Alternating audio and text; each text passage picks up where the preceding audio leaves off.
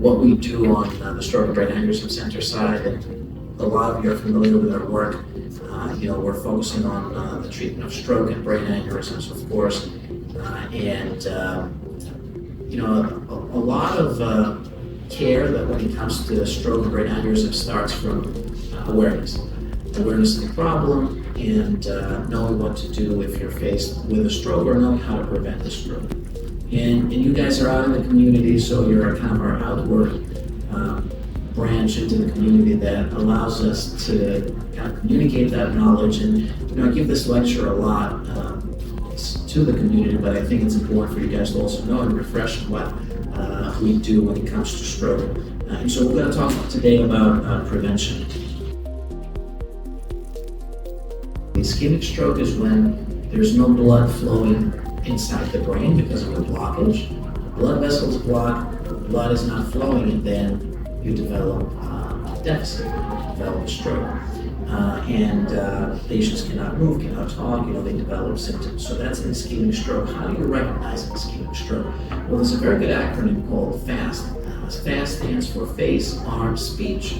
It's time to call 911. So when you're experiencing, God forbid, or somebody you're with is experiencing these symptoms, the best thing you can do is call 911. And there's other symptoms of stroke, of course, that you might have encountered, like numbness, confusion, blurred vision, loss of balance, headaches. Those rarely happen in isolation when it comes to stroke. They can be signs of other things, but rarely do they just happen in isolation. So a headache would rarely be a sign of a stroke, like weakness and headache, then possibly yes.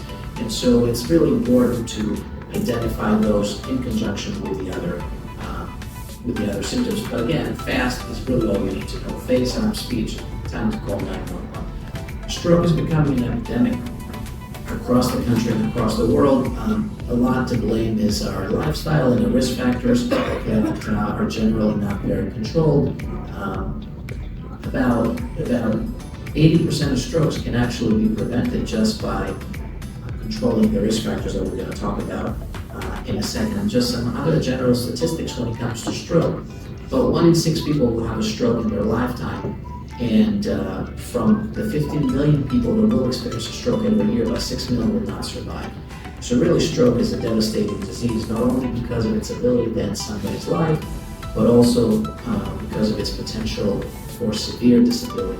This is kind of an important aspect of primary prevention of stroke, right? Meaning you've never had a stroke before. How do you prevent the first stroke from ever happening? And they call it the ABCDE of stroke. And I'm going to start with B because A has become a little controversial. So blood pressure, we need to maintain a low and controlled blood pressure. Cholesterol, cigarette smoking is a no for stroke. Diet and exercise, as much as you can exercise, we would take it. Every time you make a choice to walk versus taking a car, to run versus walking, to do some more vigorous exercise, that really adds to your overall risk reduction from stroke. And then, of course, controlling diabetes is very important. That is a very, very significant risk factor that can cause stroke. About aspirin, a lot of folks ask me, should I take an aspirin a day to prevent a stroke? And it used to be that if you were over 50 or 55 years old, a doctor would put you on an aspirin for general cardiovascular health. Now that doesn't apply anymore. The reason for that is that we have some new studies that have shown that being on a baby aspirin can actually increase your bleeding risk in some categories. And so we've shied away from that. There are some people that definitely need to be on a baby aspirin, but not everybody. So it's less of a blanket approach to stroke prevention, but a more targeted approach. If somebody has plaque buildup or other stuff, then yes, they should be on a baby aspirin. But if they don't, then probably not. So what are the treatments when it comes to ischemic stroke? There's 2 major treatments. Say we did everything, we prevented 80% of strokes, and there's still 20% of strokes that will happen because we cannot prevent every single one. How do we treat them when they show up in the emergency room?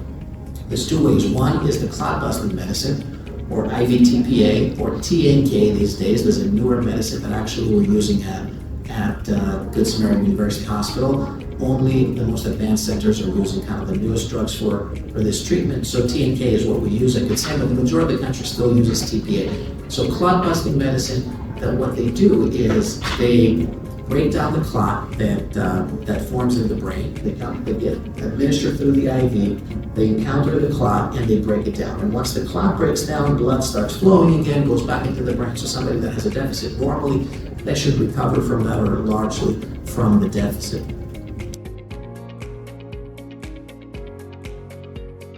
Not only a small number of the strokes that show up in the register can get thrombolytic or clot-busting medication, so you're left with a bunch of other folks that you cannot really help medically.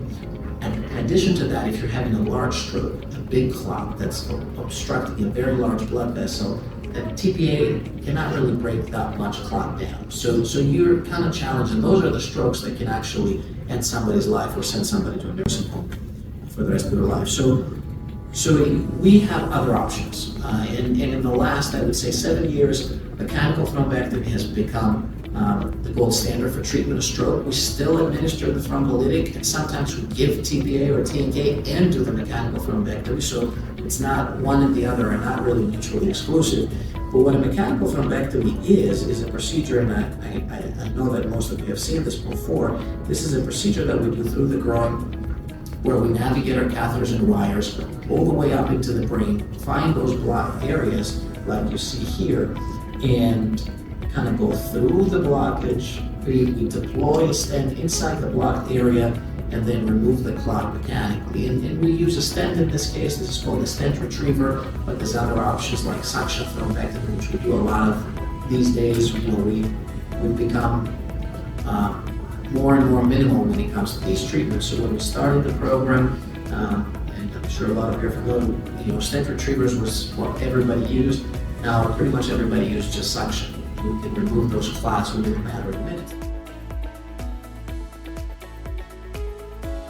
One of the surgically preventable causes of stroke is carotid atherosclerosis, or plaque buildup, right? And we've, through the Stroke and Brain Aneurysm Center, we've changed the care of carotid disease dramatically. So, a lot of folks, and you're very familiar with it, I'm sure, in your families or yourselves, you can build up plaque inside the carotid artery. When you build up that plaque is atherosclerosis, calcium, cholesterol, and when you build up that plaque, the more you get in there, the more fragile it gets. So parts of it can break off and travel inside the brain and cause a stroke by causing a blockage in there.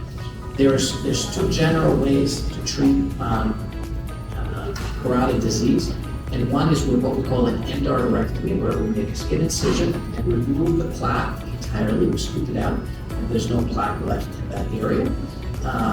And then the other way is with putting a stent in there, go through the groin like we discussed before, navigating your catheters and wires, and placing a stent.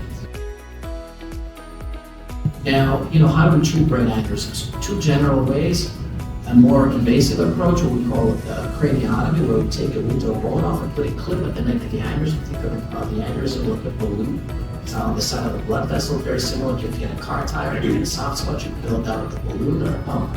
Same way, we put a clip at the neck, and that prevents the blood from going into the side of the aneurysm and prevents a rupture. Or an endovascular treatment, where again, you navigate your catheters and wires from the groin all the way inside the brain, and either stuff the aneurysm sac with coils, platinum coils that prevent the blood from going in because they clog the aneurysm, or you use a stent to prevent the blood from going inside the aneurysm. When an aneurysm ruptures, it's bad news. Half of the patients will die right away.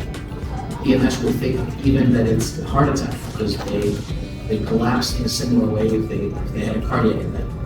And from the people that make it to the hospital, only a third will make it out of the hospital without any deficits, right?